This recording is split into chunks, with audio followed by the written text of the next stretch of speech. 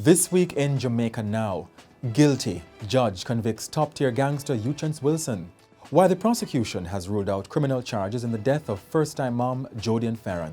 Government considering early release for some prisoners as part of COVID containment response. Coronavirus infections surging. Whitfield Town and Waterford now under special measures. And there will be new curfew hours for Jamaica for the Heroes Weekend. 25 Jamaican farm workers in the US test positive for the virus. The government is satisfied with the care they are receiving. And one of Jamaica's oldest persons has died at 115.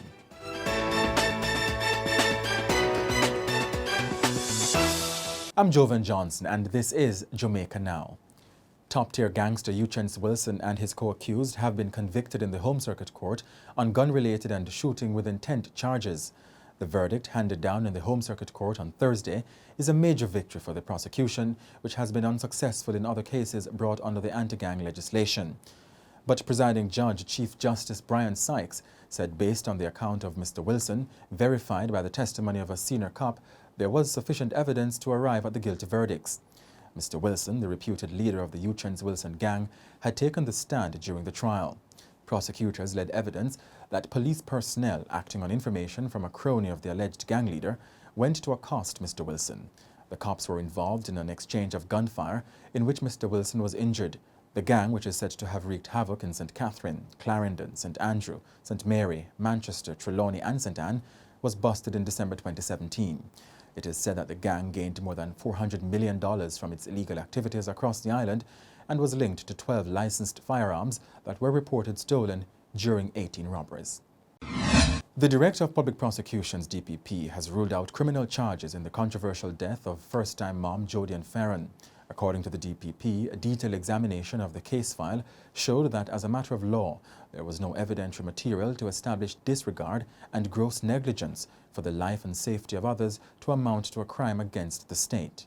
Ms. Fearon was found unresponsive at the University Hospital of the West Indies on the morning of Friday, April 24, and soon after was pronounced dead. A day earlier, she had delivered her baby at the Spanish Town Hospital in St. Catherine after a lengthy wait for a transfer from the Andrews Memorial Hospital in St. Andrew. Ms. Fearon left Andrews amid fears there that she had the coronavirus. She was also first denied a transfer to the University Hospital of the West Indies. The government will next week detail whether some inmates will be released from prison early as part of its response to contain COVID-19. Some 23 people in the penal system have tested positive for the virus. Human rights group Stand Up for Jamaica has been calling for the release of low-risk prisoners who are near the end of their sentences. Matthew Samuda, the Minister without portfolio in the National Security Ministry, says the administration is currently looking to deal with the most vulnerable and those living with comorbidities within the correctional facilities. To note, there are a number of groups and there is an approach that we will outline very shortly in terms of how we intend to deal with the question of the most vulnerable, those within, say, 3 months of end of sentence, how often the parole board meets, etc. We will speak to the country definitively about that next week. Mr. Samuda was speaking following a visit to the Horizon Remand Centre and the Tower Street Adult Correctional Centre on Wednesday. Health Minister Dr. Christopher Tufton was also on the tour as both ministers observed the implementation of prison protocols for the COVID containment. In the meantime, COVID cases continue to surge in Jamaica. At Thursday, there were 7,363 cases with 4,030 active. Kingston, St. Andrew, St. Catherine and St. James are leading the tally. Deaths have now reached 132, with the most of them happening in the past month. On Tuesday, Prime Minister Andrew Holness announced special curfew measures for the St. Andrew community of Whitfield Town and Waterford in Portmore, St. Catherine, which have seen a spike in cases. Both communities are now under curfew from 6 p.m. to 5 a.m. daily. Whitfield Town has 21 active COVID cases, while Waterford has 24 cases and 3 deaths. Meanwhile, Mr. Holness said there will also be tightening of the curfew for the Heroes Day weekend. From Sunday, October 18 to Monday, October 19, the curfew will run from 3 p.m. daily to 8 a.m. From Tuesday, October 20 onwards, it will run from 9 p.m. to 5 a.m. daily.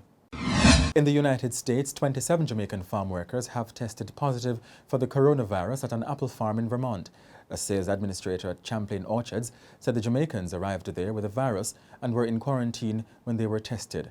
On Monday, American officials said the 27 cases contributed to the biggest one-day increase since June 3 in a state that has consistently had one of America's lowest infection rates.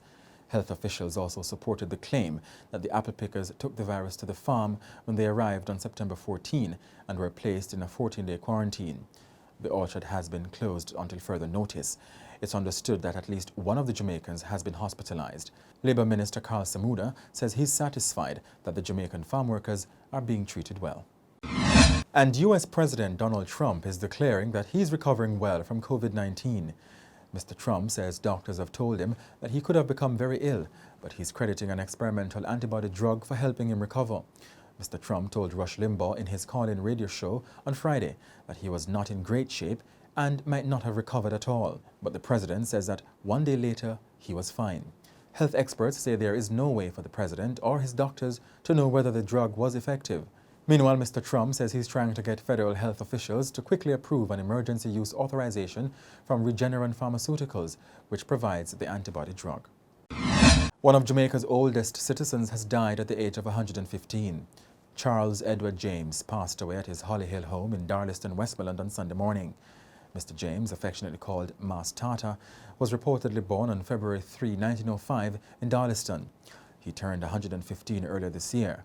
Fritz James, one of his 10 children, told the Gleaner that his father's death has left the family a little disappointed because they were unable to verify through authorized documents that he was, in fact, the oldest person in Jamaica and the world. The younger James said that his father had fond memories of his childhood, including the passage of the 1912 hurricane that affected Jamaica and Cuba.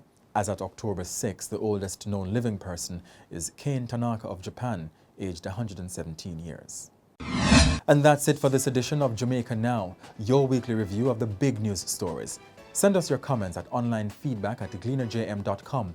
Follow us on Twitter and Instagram at Jamaica Gleaner and on Facebook at Gleaner Jamaica. Like this video on our YouTube page, turn on your notification and subscribe today.